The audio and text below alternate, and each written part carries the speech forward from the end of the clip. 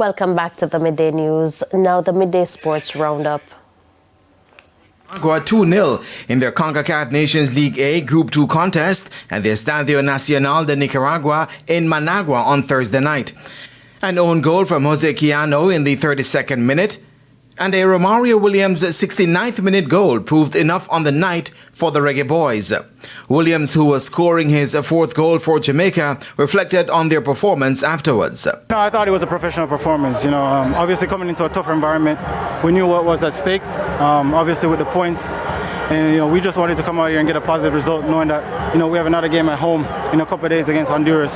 So it wasn't our best performance, but we got the 3 points, and that's what matters. The win saw the Jamaicans move back to the top of the group on 7 points after they were briefly overtaken by Honduras on Thursday afternoon with their win over French Guiana. Nicaragua remained third on 4 points. The Reggae Boyz will next face the Hondurans in their final group game on Monday at the National Stadium as they look to cement their place in the quarterfinal round of the competition. West Indies and Jamaica opening batter John Campbell says he thought about giving up on his career before having his anti-doping ban reduced by the Court of Arbitration for Sport, CAS. The left-hander was banned for 4 years by the Jamaica Anti-Doping Commission JADCO in 2022 for evading, refusing or failing to submit to sample collection. He says it was a difficult time for him as he considered giving up on the game. It's been pretty difficult.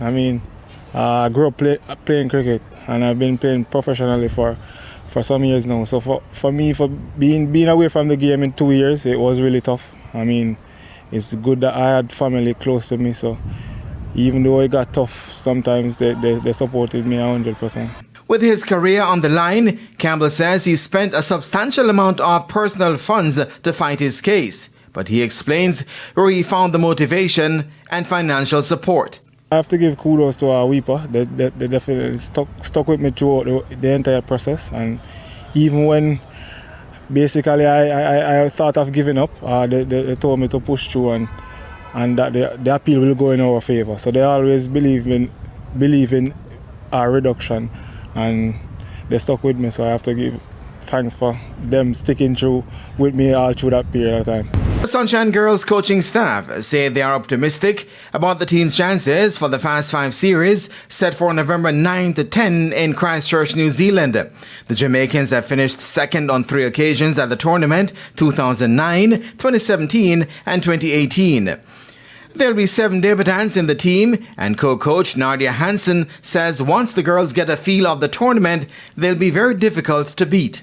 We know it's going to be hard. It's the same netball we're playing, it's just a different version. It's only 6 minutes, but it's a very difficult and a very hard 6 minutes. It's as if you're playing more than an hour. But the girls are excited, so I know once they step out on court, they're going to have fun. We have Amanda Pitney, the shooters on a whole, they're making their range shots, and that's going to boost our confidence with the girls coming out, making their shots, taking on the ball. So once they step on court, get the first butterflies out, they should be good to go. The Sunshine Girls will open their campaign at the tournament against the world number 2 New Zealand before taking on third-ranked England and then South Africa. And that is it for your Midday Sports Roundup, and I am Jermaine Brown. Thank you, Jermaine. And that's the Midday News. I'm Shamela Pullen. Join us at 7 for Primetime News. On behalf of the news, sports and production teams, good afternoon.